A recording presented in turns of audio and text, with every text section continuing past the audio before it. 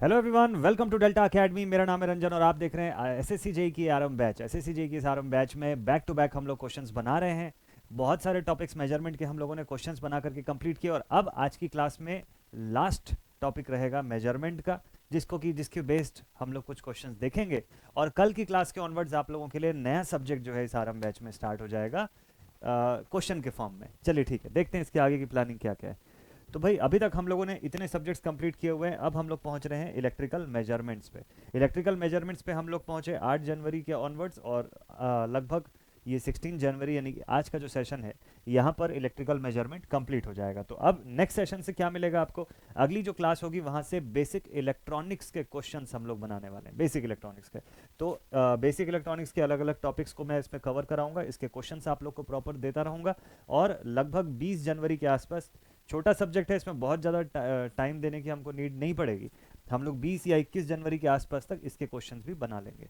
ठीक है, फिर उसके बाद कुछ नॉन टेक्निकल पोर्शन जिसमें कि स्पेसिफिकली खाली रीजनिंग जो है वो मैं आपके साथ इस पे कवर कराऊंगा, या अगर हो सका तो एडिशनल कुछ प्रीवियस ईयर क्वेश्चंस हम लोग ज़रूर से देख लेंगे, ताकि एक आइडिया मिल जाए कि हमको किस टाइप के क्वेश्चंस को और अच्छे तरीके से वर्क करना है। ठीक, चलिए आज का सेशन बिना देरी के शुरुआत करते हैं। आज है 16 जनवरी 2024 और आज का डे 20 पे हम लोग पहुंच चुके हैं, 20वां दिन इलेक्ट्रिकल मेजरमेंट का। और आज के सेशन का फर्स्ट क्वेश्चन, चलिए स्टार्ट करते हैं। कॉपी में मस्त तरीके से एकदम बढ़िया से आंसर आप लिख लीजिएगा कि किस क्वेश्चन का कितनी देर में क्या आंसर आपने किया और वो सही हुआ कि गलत। पहला क्वेश्चन बोलता है, to prevent the transformer fault and accidents under the normal operating condition the secondary winding is kept nearly short circuited in which of the following. Transformer से किसी भी टाइप का फॉल्ट या हादसा होने से बचाने के लिए हम लोग सेकेंडरी वाइंडिंग को क्या कर रहे हैं, सेकेंडरी वाइंडिंग को लगभग शॉर्ट सर्किट स्टेट पर रख रहे हैं। ऐसा कौन से ट्रांसफार्मर में करना जरूरी होता है? तो इस क्वेश्चन का आंसर होना चाहिए कि ऐसा सिर्फ और सिर्फ एक ऐसा ट्रांसफार्मर है जिसमें ये होना बहुत जरूरी है, that is the current transformer. ये सीटी में ये चीज का होना बहुत इंपॉर्टेंट रहता है। This is important for the current transformer. क्यों ऐसा करंट ट्रांसफार्मर, क्यों ऐसा भाई? देखिए, करंट ट्रांसफार्मर जो होता है इसकी प्राइमरी वाइंडिंग, प्राइमरी जो करंट होती है that is independent of secondary का केस। अच्छा, प्राइमरी जो करंट होती है that is independent of secondary का केस। तो प्राइमरी करंट जो होती है वो, अगर आपने सपोज कर लीजिए कि सेकेंडरी को ओपन सर्किट छोड़ दिया, ठीक, तो उस कंडीशन में क्या होगा, प्राइमरी को तो कोई मतलब नहीं हो, तो एकदम जबरदस्त तरीके से इंक्रीज हो जाएगी और पूरी की पूरी प्राइमरी करंट जो हो गई वो मैग्नेटाइजिंग करंट के तौर पे बन जाएगी। तो जब मैग्नेटाइजिंग करंट की वैल्यू प्राइमरी करंट की बराबर हो जाएगी, यानी कि पूरी की पूरी जो प्राइमरी करंट है वो बन जाएगी मैग्नेटाइजिंग करंट या मैग्नेटाइजिंग कंपोनेंट ऑफ करंट। ऐसा अगर होगा तो भाई आपको पता है ना कि फ्लक्स की वैल्यू इसी के ऊपर डिपेंड करती है। जब ट्रांसफार्मर का फेजर भी बनाते हैं तो आप इस तरीके से शो करते हैं ना, यहाँ पे आप फाई को शो करते हैं, यहाँ पे आई म्यू को शो करते हैं नॉर्मली प्रैक्टिकल ट्रांसफार्मर वगैरह भी जब आप बनाते हैं तो भाई आई म्यू जो है इसकी वैल्यू इंक्रीज करोगे तो फाई की वैल्यू तो बहुत ज़्यादा इंक्रीज हो जाएगी, ज़्यादा मात्रा में फ्लक्स बनने लग जाएगी, तो ह्यूज अमाउंट ऑफ फ्लक्स वहाँ पर अगर क्रिएट हो रही है तो सेकेंडरी पर ईएमएफ की वैल्यू कैसी हो जाएगी, सेकेंडरी पर ईएमएफ बहुत ह्यूज अमाउंट का मिलने लग जाएगा। तो सेकेंडरी ईएमएफ या सेकेंडरी वोल्टेज जो है वो इतना हाई आपको सडनली मिलेगा कि उससे ये भी पॉसिबल है कि इंसुलेशन डैमेज हो जाए, उस ट्रांसफार्मर के अंदर का इंसुलेशन जो है वो डैमेज हो जाए, ये पॉसिबल है। ठीक है, स्ट्रॉन्ग मैग्नेटाइजिंग करंट जो है वो यहाँ पे होगी, लार्ज वोल्टेज अक्रॉस सेकेंडरी है जो कि इसको डेंजरस बनाएगी, है ना। ऐसे कुछ रीजंस की वजह से करंट ट्रांसफार्मर को हम लोग कभी भी ओपन सर्किट तो नहीं रखते हैं कम से कम, या अनलोडेड कंडीशन पे नहीं यूज करते हैं। ठीक है, हम लोग शॉर्ट सर्किटेड कर देते हैं, जो पर्सन कोई ओपन सर्किट कर दिया तो उसके लिए खतरा हो जाएगा। चलिए ठीक है, इस क्वेश्चन का आंसर मिल गया। नेक्स्ट क्वेश्चन पे आते हैं हम लोग अब जल्दी से। So let us take our next question, question number 2 पे आते हैं हम लोग। ठीक है, दूसरा क्वेश्चन बोलता है, in the phasor diagram of a current transformer CT the phase angle is the angle between which of the two quantities. Phasor diagram जब हम लोग सीटी का बनाते हैं तो फेज एंगल जो बताते हैं वो किन दो क्वांटिटीज के बीच का फेज एंगल होता है। ठीक, अब ये क्या करता है, देखिए आपका करंट ट्रांसफार्मर जो है जिसको कि हम लोग इंस्ट्रूमेंट ट्रांसफार्मर की कैटेगरी में रखते हैं, इसका काम होता है कि जो भी ट्रांसमिशन लाइन वगैरह के अंदर की जो करंट्स है उसको मेजर करना। सेकेंडरी साइड पर आप मेजरिंग इंस्ट्रूमेंट लगा के ही एट द एंड मेजरमेंट बताते हैं। ठीक है, तो इसको सेफ लिमिट तक लेकर के आना है इन द सेकेंडरी साइड। ठीक है, तो प्राइमरी साइड की हायर रेंज की करंट को सेकेंडरी पर लोअर रेंज की करंट के फॉर्म में ये चेंज करके ले आता है आप तक। ठीक, तो अब इसमें क्या होता है कि प्राइमरी और सेकेंडरी करंट जो होती है, प्राइमरी करंट I1 और सेकेंडरी करंट I2, इन्हीं के बीच का जो फेज एंगल होता है, इन्हीं के बीच का फेज एंगल आपको फाई के फॉर्म में मिलता है। फाई मतलब ये फ्लक्स वाला फाई नहीं, मैं फेज एंगल इसको थीटा ही लिख देते हैं, नहीं तो कंफ्यूजन हो जाएगा। इन्हीं को हम लोग फेज एंगल थीटा के फॉर्म में लिखते हैं। तो ये जो फेज एंगल हम लोग बताते हैं ना फेजर डायग्राम में सीटी के, कि फेज एंगल जो है वो किसके किसके बीच का है, तो यहाँ वोल्टेज और करंट नहीं, यहाँ करंट और करंट के बीच में ही होता है। I1 और I2 के रिस्पेक्ट में इसको बताते हैं। तो ये कहाँ पे लिखा हुआ है, primary current and secondary current, ठीक है। The secondary voltage and secondary current when reflected back to the, नहीं, primary current and the secondary current when reflected back to the primary current, the primary voltage and, अच्छा अब यहाँ पे देखिए दो option है, ए ऑप्शन भी सही दिख रहा है, सी ऑप्शन भी सही दिख रहा है, लेकिन इसमें से कोई एक ही सही है। ध्यान से पढ़ना पड़ेगा अब आपको, नहीं तो गड़बड़ हो जाएगा। ध्यान से इसको पढ़ना पड़ेगा, नहीं तो गड़बड़ हो जाएगा। चलिए ध्यान से देखिएगा। पहला ऑप्शन बोलता है primary current and the secondary current, तो क्या इन्हीं दोनों के बीच का फेज एंगल है क्या? देखिए, secondary current reflected back to the primary current, this option has to be right. इसमें पहला वाला ऑप्शन जो है, एक बार पढ़ने में आपको लग सकता है कि सही है, बट ये पहला वाला ऑप्शन डायरेक्टली प्राइमरी और सेकेंडरी के फॉर्म में बताया, जबकि जो दूसरा वाला फॉर्म है वो रिफ्लेक्टेड बैक वाले फॉर्म में लिखा हुआ है, which is actually the right answer. ये आपके क्वेश्चन का सही आंसर होना चाहिए, ऑप्शन सी, ठीक है। So this C option is the right answer of this question, ठीक है भाई, ठीक है। तो नॉर्मली क्या होता है, आपके प्राइमरी करंट और सेकेंडरी करंट ना नॉर्मली फेज में ही रहते हैं, normally both remain in the phase. लेकिन जब प्रैक्टिकल कंडीशन आप देखते हो तो वहां पर क्या होता है कि जो रिएक्टेंसेस है वाइंडिंग की वजह से, जो रेजिस्टेंसेस है लाइन की, ये सब क्या करती हैं कि ये इनको फेज से दूर कर देती है एक दूसरे से। तो इसके अंदर फिर फेज एंगल एरर वगैरह जो है वो सब भी आना शुरू हो जाता है। पढ़ेंगे इसके बारे में, शायद क्वेश्चन है आज की क्लास में, तो ये भी देखेंगे हम लोग, ठीक है। चलिए ठीक है,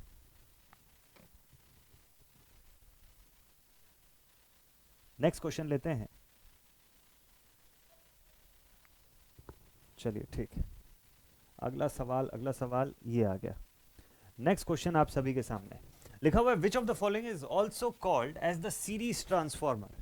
आज का पूरा टॉपिक जो है वो सीटीपीटी के ऊपर बेस्ड है, तो एकदम ध्यान से क्वेश्चन बनाइएगा। सीआरओ का टॉपिक ले चुके हैं, एरर का टॉपिक हम लोग देख चुके हैं, ब्रिजेस का टॉपिक हम लोग देख चुके हैं अभी ये क्वेश्चंस के फॉर्म में। अब आज का टॉपिक पूरा मस्त तरीके से इंस्ट्रूमेंट ट्रांसफॉर्मर्स के ऊपर पूरा बेस्ड रहेगा, ठीक है।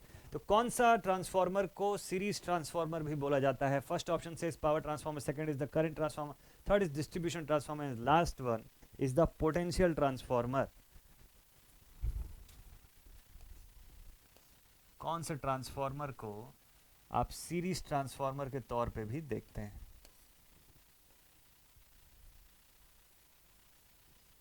किस ट्रांसफॉर्मर को आप ऐसे सीरीज ट्रांसफॉर्मर के तौर पे भी देखते हैं? ठीक है, तो अगर सपोज कर लीजिए कोई एक ऐसा ट्रांसफॉर्मर आपके पास है, ठीक है भाई, सपोज कर लीजिए this is primary P1, this is P2 in the line, इस सेम लाइन पर चल रहा है, ठीक है। और यहाँ पे हम मेजरिंग इंस्ट्रूमेंट का ही एट द एंड, ये सेकेंडरी वाला पोर्शन है हमारा, सेकेंडरी 1, सेकेंडरी 2, सेकेंडरी वाइंडिंग का सेकेंड पोर्शन, और यहाँ से हम लोग आउटपुट ले रहे हैं। तो यहाँ पर सेकेंडरी वाले पोर्शन पर आपको करंट मेजर करने के लिए एट द एंड एमीटर का ही यूज़ करना है। लेकिन ये क्या करेगा कि ये प्राइमरी साइड का जो भी, जिस भी सेक्शन पर ये कनेक्टेड होगा या जिस भी सेक्शन पे कॉइल्ड होगा, उससे क्या कर रहा है कि ये सेकेंडरी साइड पे आपको उसी को करंट को सेफर लेवल तक लेकर के आके आपको आउटपुट के फॉर्म में दे रहा है, ठीक। तो कौन सा ट्रांसफॉर्मर को सीरीज ट्रांसफॉर्मर बोलते हैं? आंसर तो दिख गया आपको, यहाँ पर आंसर जो है वो तो दिख रहा है डायग्राम के अंदर कि this is a current transformer. Current transformer, यही आपके क्वेश्चन का इसमें आंसर होना चाहिए, ठीक है। प्राइमरी कॉइल जो होता है करंट ट्रांसफॉर्मर का, इसको हमेशा मेन कंडक्टर के साथ हम लोग सीरीज में कनेक्ट करके रखते हैं। प्राइमरी कॉइल जो होता है किसी करंट ट्रांसफॉर्मर का, उसको किसी मेन कंडक्टर के साथ, जहाँ पे आप मेजरमेंट कर रहे हो, मेन कंडक्टर के साथ सीरीज में कनेक्शन करके रखते हैं, जिसकी वजह से इसको हम लोग सीरीज ट्रांसफॉर्मर भी कंसिडर करते हैं, ठीक है। तो इस क्वेश्चन का राइट आंसर क्या हो जाना चाहिए? Option B, this has to be the right answer of this question, ठीक है भाई। चलिए नेक्स्ट क्वेश्चन पे आ जाए, अगला सवाल लेते हैं अब। नेक्स्ट क्वेश्चन बोलता है, अगला क्वेश्चन आपके सामने यहां पर लिखा हुआ है कि a current carrying conductor is wrapped 8 times around the jaw of a clamp on meter. Clamp on meter जो है उसकी जॉ पे 8 बार हम लोगों ने करंट कैरिंग कंडक्टर को रैप करके रखा हुआ है। एक मिनट, हाँ जी, अभी आवाज ठीक से आ रही है ना? हाँ, okay. Current carrying conductor is wrapped 8 times around the jaw of a clamp on meter that reads 50 ampere. ठीक, मतलब कि अगर सपोज कर लीजिए कि कोई ऐसा एक सेक्शन होगा तो इसके ऊपर 8 बार ऐसे रैप करके रखा हुआ है, ऐसा, ऐसी कुछ रैपिंग करके रखा हुआ है। ठीक है, और इंस्ट्रूमेंट जो है 50 एम्पियर रीड कर। What will be the actual value of the conductor current, conductor current की एक्चुअल वैल्यू जो है वो कितनी होगी, लाइक दिस, ऐसा कोई सिस्टम है। अब बताइए तो करंट कैरिंग कंडक्टर को 8 टाइम्स रैप किया गया है। ठीक है, क्लैंप ऑन मीटर जो रीड कर रहा है 50 एम्पियर को रीड कर रहा है। कौन सा रेशियो यूज करना चाहिए यहाँ पे, current with respect to number of turns, ये दो चीज चाहिए। ट्रांसफॉर्मेशन रेशियो से काम बनेगा क्या, कि टर्न रेशियो से काम बनेगा, तो आप लिखेंगे primary side current with respect to secondary side current is equals to N2 by N1, is equals to N2 by N1। लिख सकते हैं क्या, कि इसका उल्टा लिखने से काम बनेगा, कि इसका उल्टा लिखने से काम बनेगा। भाई इससे काम नहीं बनेगा ना, सही फॉर्म तो ये होगा कि आप इसका एक्सप्रेशन ऐसे शो करें। कैसे, देखिए आप लिखेंगे यहां से कि now the secondary current upon the ratio of primary current should be equal to the primary winding number of turns upon secondary winding number of turns. बन जाएगा। आपको बोलता है actual value of the conductor current, आप IS निकाल लीजिए, this is equals to primary current multiplied with number of turns of primary side divided by number of turns of secondary side. ऐसा इसको लिख सकते हैं आप। ठीक है, इस तरीके से आप इसका रेशियो जो है वो बता सकते हैं, लिख सकते हैं क्या। चलिए ठीक है, अब इससे बात कैसे बनेगी, ये फॉर्मूला क्लियर है ना सभी को। दो ही रेशियो इंपॉर्टेंट है ट्रांसफॉर्मर के बारे में पढ़ने में, एक तो ट्रांसफॉर्मेशन रेशियो और एक टर्न रेशियो, दो ही होता भी है बेसिकली, और यही दो के हिसाब से आपको पढ़ना होता है।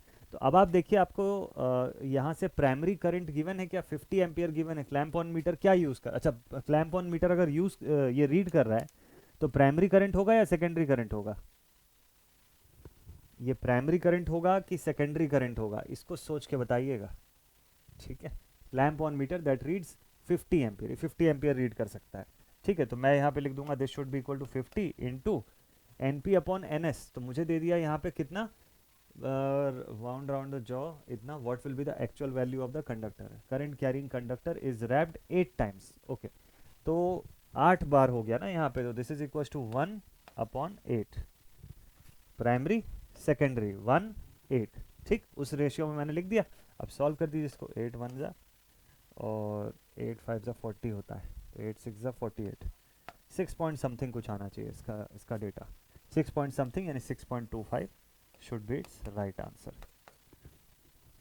एक्चुअल वैल्यू ऑफ करंट जो होगा वो इतना हो जाना चाहिए 6.25। भाई सिंपल सी बात है कि अगर वो 50 एम्पियर रीड कर रहा है 8 बार में, तो एक बार में कितना रीड करेगा, नॉर्मल रीजनिंग से भी बना सकते थे, बट ये समझ के बनाना बड़ा इंपॉर्टेंट था इस रेशियो का यूज करके। ठीक है, जब करेक्ट फॉर्मूले का इस्तेमाल करना सीखेंगे आप, तब जाके क्या होगा, एग्जामिनेशन में क्वेश्चन का पैटर्न थोड़ा चेंज भी कर देगा ना, तो भी टेक्निक आपको पता रहेगी। और इसको रीजनिंग से सॉल्व कर देंगे कि अच्छा ठीक है 8 टर्न में 50 आ रहा है तो एक टर्न में कितना, उस हिसाब से बना देंगे तो वो बन तो जाएगा, बट वहां से क्या होगा, कंसेप्ट आपका वैसा नहीं बिल्डअप हो पाएगा जैसा होना चाहिए ऐसे एग्जामिनेशंस में। खैर चलिए नेक्स्ट क्वेश्चन पे चलते हैं हम लोग।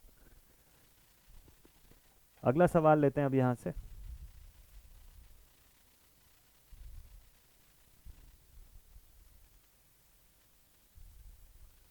चलिए ठीक है, next next next question number 5 आ गया, लिखता है the ratio error in the current transformer is attributed to. Current transformer की रेशियो एरर किस बात को दर्शाती है, क्या चीज को शो करती है। पहला ऑप्शन बोलता है कि वो लीकेज फ्लक्स के लिए होता है, दूसरा ऑप्शन बोलता है कि वो magnetizing component of no load current है, और तीसरा ऑप्शन बोलता है कि power factor of the primary है, और लास्ट ऑप्शन से इसकी energy consumption of excitation current. Ratio error किस चीज को शो करता है। भाई रेशियो एरर जो है उसको समझने से पहले आप ये देखिएगा कि उसकी प्राइमरी करंट किसी ट्रांसफॉर्मर की, जब जब आप सीटी वगैरह की बात करोगे तो primary current should be exactly equal to the secondary current multiplied with what, multiplied with the turn ratio. Turn ratio के मल्टीपल्स के हिसाब से होना चाहिए, मतलब प्राइमरी करंट का एक्सप्रेशन आना चाहिए टर्न रेशियो का constant KT into secondary current. भाई हम लोग लिखते हैं ना कि IP upon IS is equal to turn ratio constant, है ना। तो इसके हिसाब से अगर आप एक्सप्रेशन बनाओगे तो it should be like this, ऐसा हो जाना चाहिए। लेकिन जब प्रैक्टिकल केस में आप ये मेजरमेंट करते हैं, जब प्रैक्टिकल केस में वाकई में चेक करते हैं, तो ये ऐसा होता नहीं। वहाँ पे क्या हो जाता है, जैसे मैंने अभी थोड़ी देर पहले भी आपको बताया था कि वाइंडिंग के रिएक्टेंस की वजह से, वहाँ के रेजिस्टेंस की वजह से ये कभी भी ऐसे डायरेक्टली इक्वल टू सेकेंडरी होता ही नहीं है, ये आउट ऑफ फेज भी रहता है। और दूसरा चीज़ कि वहाँ पर मैग्नीट्यूड में भी डिफरेंस आ जाता है, मैग्नीट्यूड भी एकदम एग्जैक्टली इक्वल ऐसा कभी नहीं आता है, ठीक है। तो ये जो डिफरेंस रहता है एग्जैक्टली नहीं आता है, तो इसकी वजह से क्या होता है कि जो कोर एक्साइटेशन या जो मैग्नेटाइजिंग कंपोनेंट जो होता है नो लोड करंट का, उस पर वो बेसिकली वेरिएशन क्रिएट कर लेता है। किसकी वजह से? कोर एक्साइटेशन और मैग्नेटाइजिंग कंपोनेंट, मैग्नेटाइजिंग कंपोनेंट, ठीक है। ये डिफरेंस क्रिएट करने के लिए ये लोग रिस्पॉन्सिबल भी होते हैं, ठीक है। तो अब इसमें क्या हो जाता है कि एक रेशियो एरर क्रिएट हो जाता है। रेशियो एरर को या परसेंटेज रेशियो एरर को हम लोग कैसे डिनोट करते हैं?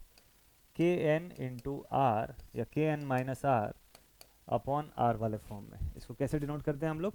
kn minus R upon R, और परसेंटेज मैंने लिखा है इसलिए इसको लास्ट में आप इंटू 100 के फॉर्म में शो कर सकते हैं।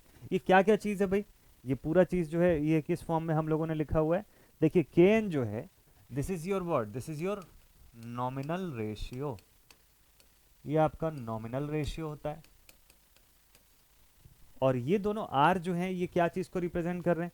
तो ये दोनों आर जो हैं ये किसको रिप्रेजेंट कर रहे हैं? ये आपके एक्चुअल रेशियोज को रिप्रेजेंट करते हैं, ठीक है। इसको एक्चुअल रेशियो आप लिख सकते हैं इंटू 100 के फॉर्म में। तो बेसिकली अब रेशियो एरर जो है करंट ट्रांसफार्मर का, वो किस चीज़ को डिनोट किया? तो पहला ऑप्शन है magnetizing component of no load current. इसको देखिए, लीकेज फ्लक्स तो नहीं हुआ यहाँ पे, तो रॉन्ग हो गया। Power factor of the primary, energy consumption of excitation current. इस क्वेश्चन का राइट आंसर क्या होगा?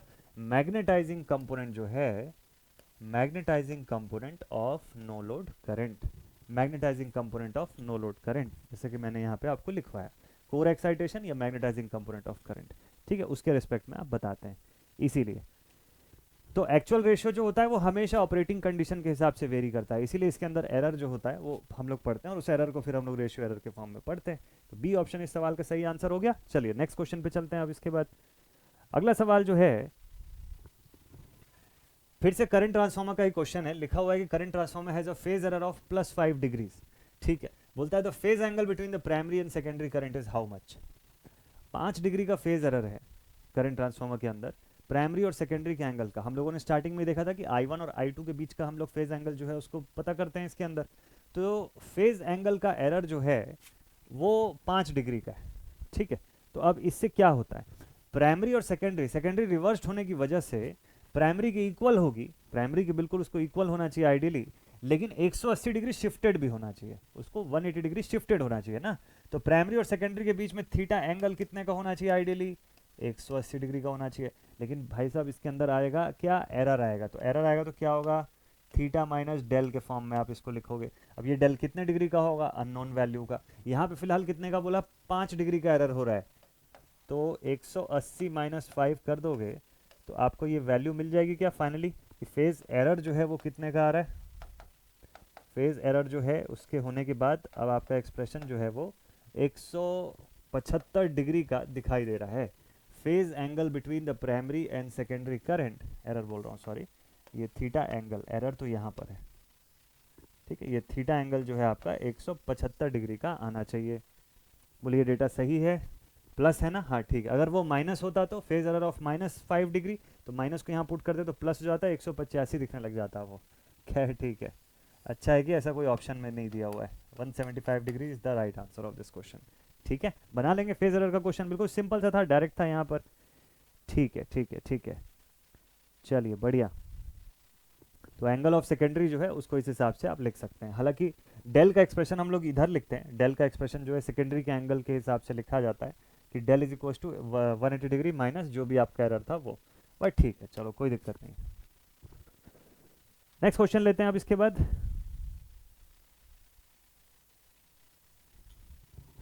अगला क्वेश्चन ये भी मुझे लगता है सिटी से ही आया है। हाँ, burden of a current transformer is usually expressed in, current transformer का बर्डन किस में एक्सप्रेस करते हैं भाई, वीए के फॉर्म में एक्सप्रेस करते हैं, वोल्ट एम्पियर्स में, VA with respect to its power factor, उसी हिसाब से इसको बताएंगे ना हम लोग, ठीक है। किसी भी पर्टिकुलर पावर फैक्टर पे कितना वीए रेटिंग एब्जॉर्ब होगा, बस वही उसके बर्डन को शो करेगा। तो गिवन ऑप्शंस में एम्पियर है, वोल्ट है, वोल्ट एम्पियर से तो डायरेक्ट क्वेश्चन था, किलो वॉट में नहीं लेते हैं इसको। बाकी वोल्ट और एम्पियर अलग अलग से तो हो नहीं सकता ना, जब बर्डन की बात हो रही है तो पावर के रिस्पेक्ट में ही होना है, तो या तो सी होता या डी होता, डी ऑप्शन कैंसिल हो गया, volt ampere is the right answer, ठीक है। चलिए ठीक है, तो इस टाइप के क्वेश्चन ना हमको एकदम मस्त तरीके से बनाने आने चाहिए, एकदम फटाफट से आप ऐसे क्वेश्चंस का आप आंसर कर सके, दिस इज इंपॉर्टेंट। और हाँ, अभी आप लोगों के लिए एसएससी जेई के संग्राम बैच पे इलेक्ट्रिकल मेजरमेंट की क्लासेस भी अब स्टार्ट हो चुकी है मस्त तरीके से। अभी पैरेलली बीडब्ल्यू चल रहा था आप लोगों का, अब मेजरमेंट शुरू हो चुका है। कुछ कुछ सब्जेक्ट जो है इनको ऐसे ही पैरेलली हम पढ़ सकते हैं, ताकि जब बीडब्ल्यू कंप्लीट हो तो फिर आपका मशीन स्टार्ट हो जाएगा नेक्स्ट पॉइंट पर। तो उससे क्या होगा ना, सब्जेक्ट्स की आपस में कनेक्टिविटी भी आपको अच्छे से समझ में आएगी, लिंक क्या कैसे कर रहा है एक सब्जेक्ट दूसरे से वो भी आपको अच्छे से समझ में आएगा, और कंसेप्ट मस्त तरीके से क्लियर होता जाएगा। तो नोट्स वगैरह भी सब प्रॉपर बनाते जाइए। और हाँ, एसएससी जेई के लिए संग्राम बैच से आप जुड़ सकते हैं, मज़ेदार तरीके से आप इसमें स्टडी कर सकते हैं, एकदम सारे के सारे टेक्निकल का पोर्शन इसके अंदर कवर होगा, ऑल सब्जेक्ट्स, ठीक है, जिसमें से दो तो अभी शुरू हो चुके हैं। तो चलिए, अभी वहाँ पे मेजरमेंट भी शुरू हो चुका है, तो उसके अंदर हालांकि उसमें ये लास्ट चैप्टर है, सीआरओ के सीआरओ बोलता हूँ, ट्रांसड्यूसर के साथ साथ हम लोग सीटीपीटी का पोर्शन जो है उसको पढ़ रहे हैं अलग से आखिरी चैप्टर में, तो उसमें मज़ा आएगा आपको ये सब टॉपिक्स पढ़ने में, ठीक है। चलिए नेक्स्ट, अगले क्वेश्चन पर आते हैं जरा हम लोग। नेक्स्ट क्वेश्चन में देखते हैं क्या दिया हुआ है। अगला सवाल बोलता है the current transformer CT has a rating of 100/5 ampere, 100 to 5 ampere, its magnetizing and loss components, magnetizing component और loss component of exciting current. अच्छा, तो मतलब working component of current, working component of current जो है वो दिया है यहाँ पे, कितना दिया हुआ है, 4 एम्पियर दिया है क्या, ठीक है। और मैग्नेटाइजिंग कंपोनेंट ऑफ करंट जो है वो दिया हुआ है 6 एम्पियर का, okay, respectively. And the burden is purely resistive, अच्छा, जो बर्डन है वो हमारा प्योरली रेजिस्टिव है। तो ट्रांसफॉर्मेशन रेशियो ऑफ सीटी at the rated current is how much, सीटी का ट्रांसफॉर्मेशन रेशियो रेटेड करंट पर, ठीक। इसकी रेटिंग कितने की है, 100/5 की है ना, 100/5 से इसकी रेटिंग निकाल लो, this is equal to 20 ampere current transformer, ठीक। तो ट्रांसफॉर्मर का जो रेशियो है, बेसिकली रेशियो जो है उसके फॉर्म में आप इसको पहले निकाल लो। तो रेशियो, रेटिंग नहीं सॉरी, यहाँ पे हम लोग रेशियो निकाल रहे थे 100/5 के फॉर्म में, ठीक है, this is 20 ampere, okay, 20 not ampere, ठीक है। ये सब छोटी छोटी चीज़ें हैं जिनका ध्यान रखना है हमको, क्योंकि आप रेशियो निकाल रहे हो, it has to be 20 not 20 ampere, current नहीं है ये, ठीक है भाई। तो this is primary current upon secondary current, इस हिसाब से आपने अपन ने लिखा इसको।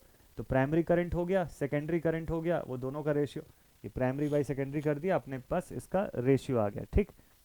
चलिए भाई ठीक है, सेकेंडरी करंट आपको कितना दिया हुआ है क्वेश्चन में,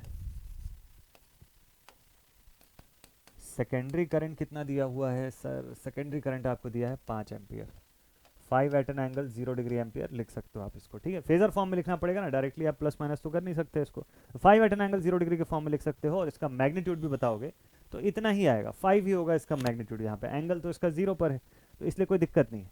अच्छा, प्राइमरी को कैसे लिखोगे आप, its primary current should be equal to its secondary current plus its no load component of current, I naught जो होता है, ये no load component of current जो है, ये open circuit component of current जो है, उस फॉर्म में आप इसको बता सकते हो, ठीक है, लिख सकते हैं क्या। अच्छा, इसको n times of I S लिखेंगे, ये ध्यान रखिएगा, इसको हटा दूं मैं 2 मिनट के लिए, तो ये अपना आइडियल एक्सप्रेशन आपको दिखता है, प्रैक्टिकल केस में आप उसको आई नॉट के साथ भी ऐड करते हैं। तो n की वैल्यू कितनी है आपके पास, n की वैल्यू आपके पास है इस क्वेश्चन में 20, अभी हम लोगों ने रेशियो निकाला था। अच्छा, दूसरा आई एस कितना है आपके पास, मैग्नीट्यूड मैंने आपको बताया इसका कि 5 होगा, तो 5 भी लिख लीजिए।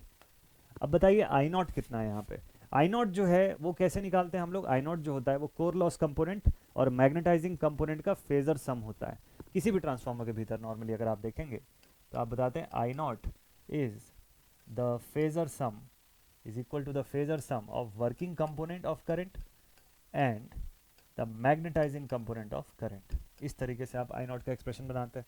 तो चलिए इसका जरा कैलकुलेशन कर लेते हैं। This should be equal to √6 का स्क्वायर प्लस 4 का square, so this is equal to 36 plus 64 ये सब रूट के अंदर है, बाहर निकल के आएगा यहाँ से 10। ये डेटा किसके बराबर आ जाएगा, this data has to be equal to 10। But क्या हम लोग इसको ऐसे सॉल्व कर सकते हैं, बिल्कुल कर सकते हैं। So this should be equal two plus 10, 20 into 5 100 और प्लस 10 कर दो, ये हो गया 110। ये डेटा सही है क्या, गलत है डेटा, ये डेटा गलत है। इसको अगर आप ऐसे सॉल्व करेंगे तो ये आपको गलत आंसर देगा। तो कैसे सॉल्व कर देना चाहिए सर इसको फिर, तो देखिए आई नॉट जब आप निकालेंगे ना, आई नॉट को फेजर फॉर्म में ही रहने दीजिए ना, तब आगे सॉल्व करेंगे तो कुछ क्लैरिटी सही होगी ना। यहाँ से डेटा गलत है, देखिए इसको आप ऐसे लिखिएगा 20 इंटू 5 तक तो जो आपने लिखा वो सही है। आई नॉट को आप क्या लिखेंगे, आपके पास देखिए ये वर्किंग कंपोनेंट ऑफ करंट या एक्टिव कंपोनेंट ऑफ करंट इसको बोलते हैं ना, core loss component, and this is the magnetizing form. तो मैग्नेटाइजिंग फॉर्म के फॉर्म में अगर मैं लिखूं तो this should B 4 plus 6j। ये होनी चाहिए आई नॉट की वैल्यू, कैसी होनी चाहिए, 4 प्लस 6j के फॉर्म में होनी चाहिए। ठीक है, अब इसको जरा सिंप्लीफाई करिए तो अब देखिए क्या आंसर आएगा आपका। अभी सोल्यूशन यहाँ से आपका सही हुआ। So primary current should be equal to 20 into 5, so this is 100 plus 4 plus 6j। तो 6j को इसके साथ नहीं सॉल्व करेंगे आप एक्टिव कंपोनेंट को अलग सॉल्व करेंगे, ये हो जाएगा 104 प्लस 6j। अब 104 प्लस 6j को अब आप फाइनली सॉल्व करेंगे तो फिर अब क्लियर आंसर आएगा आपका। So your primary current should be equal to, अब इसको मैग्नीट्यूड के फॉर्म में ले लीजिए, 104 का स्क्वायर प्लस 6 का स्क्वायर, तो ये 36 हो गया, और 100 इंटू 100 10000। ठीक है, इस वाले फॉर्म में तो आपका प्राइमरी करंट जो होगा ये अप्रॉक्सीमेटली ज़्यादा तो नहीं इंक्रीज होगा, 104 के आसपास ही रहेगा, क्योंकि ये डेटा एक्स्ट्रा ऑर्डिनरीली बहुत बड़ा है और ये डेटा बहुत ज़्यादा छोटा है उसके कंपैरिजन में। तो जो नेट आउटपुट निकल के आएगा वो उसको ये डेटा डोमिनेट करेगा। तो ये अप्रॉक्सीमेटली 104 पॉइंट समथिंग के आसपास कुछ आंसर आएगा। 104 या 105 तक जाएगा, बहुत ज़्यादा हुआ तो 105 तक जाएगा, उससे ऊपर नहीं जाएगा। तो एक रफ फिगर मैं ले लेता हूँ 104 105 के आसपास। ठीक है, अब मुझको बोलता है ट्रांसफॉर्मेशन रेशियो ऑफ सीटी at a rated current is, इसके रेटेड करंट पर इसका ट्रांसफॉर्मेशन रेशियो लेना है, तो ठीक है ना। फाइनल ट्रांसफॉर्मेशन रेशियो लेने के लिए मैं 104 ही कंसीडर कर लेता हूँ, डिवाइडेड बाय इसकी रेटेड करंट, यानी कि सेकेंडरी पे देखिए क्या है आपके पास, 5 है, कर दीजिए 5 से डिवाइड। सो 5 2 ज़ा 10, मान लो यहाँ 5 होता तो 5 1 ज़ा 5 हो जाता, मतलब 21 से थोड़ा छोटा डेटा है, 20 से बड़ा है 21 से छोटा है, 20 से बड़ा है 21 से छोटा है, डी ऑप्शन। ये सब अप्रॉक्स से आप बता रहे हो, this is from approx data.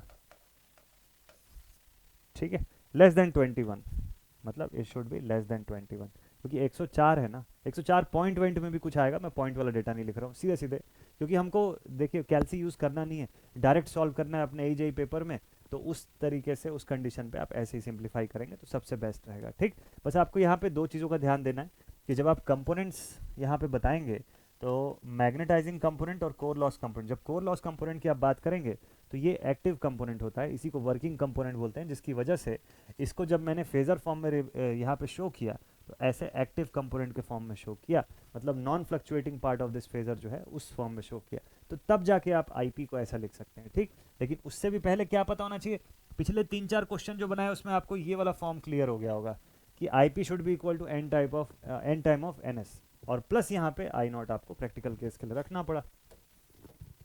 चलिए ठीक है, बढ़िया बन जाएगा आप लोगों से ये सब क्वेश्चन। नेक्स्ट क्वेश्चन लेते हैं, चलिए अगला सवाल जो है उसको स्क्रीन पर लेकर के आते हैं। हाँ जी, ये आगे आपका 9th क्वेश्चन लिखा हुआ है, you are required to produce an alternating current which is proportional to the input current, which of the following devices would you use. आपको यहाँ से ऑल्टरनेटिंग करंट बनाना है जो कि प्रोपोर्शनल होना चाहिए किससे, आपके इनपुट करंट से। तो आपको इसमें से कौन सा डिवाइस जो है उसको यूज करना चाहिए। First option is power transformer, second is current transformer, third is potential transformer, last one is the instrument transformer. Instrument transformer में ये सब आ जाता है। ठीक है, इसका राइट आंसर क्या होना चाहिए, सोचिए जरा। ठीक है, इसको सोचिए जरा। देखिए क्या होता है, आप जब सीटी बनाते हैं ना तो सीटी को इस तरीके से बनाते हैं कि इसकी सेकेंडरी साइड पर, इसके सेकेंडरी कॉइल पर जो करंट आपको मिल रही है ये प्रोपोर्शनल होती है to the current being measured, to the current being measured. तो प्राइमरी पर आप जिस करंट को मेजर कर रहे हैं ना बेसिकली उसी के प्रोपोर्शनल आपके सेकेंडरी साइड पे करंट रहता है। हालांकि रेशियो वाइज रिड्यूस्ड फॉर्म में हो सकता है, बट आपको एकदम प्रोपोर्शनल ही मिलेगा उसके इस हिसाब से। तो ऐसा जो डिवाइस है वो करंट ट्रांसफार्मर होता है। अब सेकेंडरी पे हम लोग क्या करते हैं कि फिर यहाँ पे एमीटर वगैरह या जो भी मेजरिंग इंस्ट्रूमेंट आप लगाना चाहो उसको लगा करके आप फिर यहाँ से मेजरमेंट प्रोवाइड कर सकते हो। लेकिन इंपॉर्टेंट थिंग ये है कि आपका सेकेंडरी का जो आउटपुट जो आपको मिल रहा है वो आपके प्राइमरी साइड के मेजर्ड कंटेंट के बराबर रहेगा, मतलब आइडियली तो बराबर ही रहेगा। ठीक है, proportional to the current being measured in the primary. ठीक है, ये इंपॉर्टेंट है, की पॉइंट है। अभी तक इतनी देर से काफ़ी बार हम लोग इस पॉइंट के बारे में बात कर चुके हैं ना। चलिए लास्ट क्वेश्चन एक और ले लेते हैं, आज कम ही क्वेश्चन रखा है मैंने। Insulation resistance is measured by, insulation resistance किससे मेजर करते हैं? तो बताइए पहले कि इंसुलेशन रेजिस्टेंस कौन से रेजिस्टेंस की कैटेगरी में आता है। सर कौन सा रेजिस्टेंस, मतलब रेजिस्टेंस में और क्या क्या कौन कौन सा रेजिस्टेंस पड़े हुए हैं? रेजिस्टेंस के टाइप, नॉन लीनियर, लीनियर, उसको पूछ रहे हो क्या? नहीं, उसको नहीं पूछ रहा हूँ मैं पूछ रहा हूँ रेजिस्टेंस को मेजरमेंट में कैसे कैसे क्लासीफाई करते हो। तो मेजरमेंट में आप लिखते हो low resistance, medium resistance, high value resistance, पढ़ते हैं ना हम लोग। तो इनकी मेजरमेंट की बात हम लोग करते हैं। कैसे? लेस देन 1 ओम है ना, और ये यहाँ पे रेजिस्टेंस की वैल्यू हो गई 1 ओम से लेके 100 किलो ओम के बीच। चलिए ठीक है भाई, हाई में कितना हो गया? Greater than 100 kilo ohm, 100 kilo ohm. ठीक, 100 किलो ओम से ऊपर फिर कोई भी वैल्यू। ठीक है, साइन मैंने उल्टा लगा दिया क्या? बिल्कुल सही बात है। ऐसे 100 किलो ओम से भी बड़ा रेजिस्टेंस हो गया तो हाई रेजिस्टेंस, मीडियम हो गया इस रेंज में, लो हो गया इस रेंज में। ठीक, हाई का केस जो है 100 किलो ओम से बड़ा है, और इसी कैटेगरी में आते हैं आपके पास इंसुलेशन रेजिस्टेंस। इंसुलेशन रेजिस्टेंस जब हम लोग वाइंडिंग की, वाइंडिंग तो नहीं लेकिन खास तौर पे वाइंडिंग वगैरह के रेजिस्टेंस की बात करते हैं तो वो तो लो की कैटेगरी में आएगा। ठीक है, जनरेटर वाइंडिंग, ट्रांसफार्मर वाइंडिंग, किसी मोटर की वाइंडिंग, उसके बारे में बात कर रहे हैं तो वो लो रेजिस्टेंस पे आएगा। वहाँ तो रेजिस्टेंस जितना कम होगा उतना बेस्ट है। लेकिन जब बात होती है इंसुलेशन की, इंसुलेशन रेजिस्टेंस के बारे में जब हम लोग बात करते हैं तो ये कहाँ पर देखा जाता है? पावर सिस्टम्स पे, ट्रांसमिशन लाइन्स पे, ऐसे बहुत सारे जो ऐसे एग्जाम्पल्स होते हैं जहाँ पे हम लोग केबल्स वगैरह यूज़ करते हैं, वहाँ पे इंसुलेशन रेजिस्टेंस का मुद्दा आता है मेन। ठीक, तो इतना तो समझ में आ गया कि रेजिस्टेंस मेजरमेंट की जब बात कर रहा है, बोलता है आपको इंसुलेशन रेजिस्टेंस को मेजर करना है। तो इंसुलेशन रेजिस्टेंस को मेजर करने का क्या तरीका है? पहले तो ये समझना है कि इंसुलेशन रेजिस्टेंस हाई की कैटेगरी में आती है। अब हाई को मेजर करने के लिए क्या क्या तरीके आप पढ़ चुके हो बताओ तो आप इसको हाई वाले को इसके लिए पढ़ते हो लॉस ऑफ चार्ज मेथड, उसके बाद आप पढ़ते हो मैगर मेथड, उसके बाद आप पढ़ते हो एक और क्या चीज़ पढ़ते हो बताओ तो, सोचो तो। लॉस ऑफ चार्ज मेथड पढ़ लिए, मैगर आप पढ़ लिए इसके अंदर, और डिफ्लेक्शन से जुड़ा हुआ कुछ पढ़ते हो क्या? अच्छा, डायरेक्ट डिफ्लेक्शन भी पढ़ते हो आप, डायरेक्ट डिफ्लेक्शन भी पढ़ते हो, और एक कॉमन सा जो है that is mega ohm meter के बारे में आप पढ़ते हो कि भाई मेगा ओम मीटर होता है। इतने फॉर्म में आप पढ़ते हो। आपको क्या बोला है यहाँ पे? इंसुलेशन रेजिस्टेंस को किससे मेजर किया जाए? पहला ऑप्शन बोलता है एमीटर, एमीटर वाला फॉर्म, एमीटर वोल्ट मीटर यानी कि वीआई मेजरमेंट की बात कर रहा है वो इसमें नहीं यूज होता है। वो मीडियम और लो होता तो उसमें हम लोग बात करते हैं। एन ओम मीटर, ओम मीटर तो ठीक है, लेकिन अगर थोड़ा सा और स्पेसिफाई कर देता कि मेगा ओम मीटर है तो मैं एक बार समझता इसको। अभी ओम मीटर में क्लैरिटी नहीं आ रही उस बात की कि कौन सा है। ठीक, नॉर्मल ओम मीटर जो है वो नहीं यूज होता है इसके अंदर। अब रह गया मैगर, मैगर तो बिल्कुल यूज होता है। अब वोल्ट मीटर, वोल्ट मीटर भी इसके अंदर नहीं, वो भी वीआई मेजरमेंट का जो पार्ट आप यूज करते हो वो भी लो और मीडियम तक सीमित रहता है, वो हाई पे नहीं आता है। ठीक है, तो उस हिसाब से आपका ये आंसर जो है दिस इज राइट। जैसे लो के लिए आप क्या यूज करते हो? केल्विन डबल ब्रिज यूज करते हो, वीआई मेजरमेंट यूज करते हैं ना, एमीटर वोल्ट मीटर मेथड जो है वो हम लोग यूज करते हैं। और क्या यूज करते हैं बताइए? पोटेंशियोमीटर मेथड जो है वो भी यूज करते हैं क्या लो वाले के लिए? ठीक है, बिल्कुल सही है। और इसके लिए क्या यूज करते हैं हम लोग? तो मीडियम वाले के लिए क्या यूज करते हैं? जैसे व्हीटस्टोन ब्रिज का मेजरमेंट मेथड यूज करते हैं हम लोग। ठीक है, तो ऐसा इस तरीके से यहाँ पे भी वीआई मेजरमेंट जो है हम लोग यूज करते हैं। वोल्ट मीटर एमीटर मेथड जो है वो यहाँ पे भी यूज होता है, मीडियम में भी वोल्ट मीटर एमीटर मेथड जो है वो यहाँ पे भी यूज होता है, ऐसा। ठीक है, तो ये तो हो गई मेजरमेंट्स की बात। हालांकि ये थोड़ा सा अलग टॉपिक का था, बट ठीक है, आई गेस कि ये भी क्वेश्चन आप लोगों ने बना लिया होगा। तो ये थे आज के 10 क्वेश्चन। आई होप एकदम मस्त तरीके से आप लोग क्वेश्चन सॉल्व किए होंगे। ऐसे ही कल से नया सब्जेक्ट आप लोग के लिए स्टार्ट हो जाएगा, ऐसे ही क्वेश्चन सीरीज के फॉर्म में, ठीक है। तो इसी टाइम पर हम लोग कल मिलते हैं दोबारा नेक्स्ट सेशन पर। और जल्दी ही आप लोगों के दोपहर 2 बजे वाली जो सीरीज़ है उसको मैं वापस से रिज्यूम करने का सोच रहा हूँ। थोड़ा सा टाइम जस्ट मैं मैनेज कर लूँ, देन उसके बाद 2 PM की सीरीज़ जो है वो चलती रहेगी आपके लिए। और हाँ, एक और इम्पॉर्टेंट थिंग कि आप ऐप पर फटाफट से कनेक्ट हो जाइए, डेल्टा अकेडमी के ऐप पर। गूगल प्ले स्टोर पर से आप डेल्टा अकेडमी लिखेंगे, सर्च करेंगे, आपको दिख जाएगा ये, उस पर कनेक्ट हो जाइए जल्दी। आपके लिए अब ये जो क्वेश्चन सीरीज़ है ये लाइव के फॉर्म में जब आएगी नेक्स्ट टाइम, तो लाइव के फॉर्म में हम लोग पोल बेस्ड क्वेश्चन बनाएंगे उसी ऐप के साथ साथ कंजंक्शन में। तो यूट्यूब प्लस ऐप दोनों पर हम लोग क्वेश्चंस मस्त तरीके से बनाते रहेंगे, ठीक है। सो आई होप आप इंजॉय कर रहे इस पूरी सीरीज को। मिलते हैं आप सभी से नेक्स्ट वीडियो में। Take care all my dear students and thank you so much for watching this video. जय हिंद।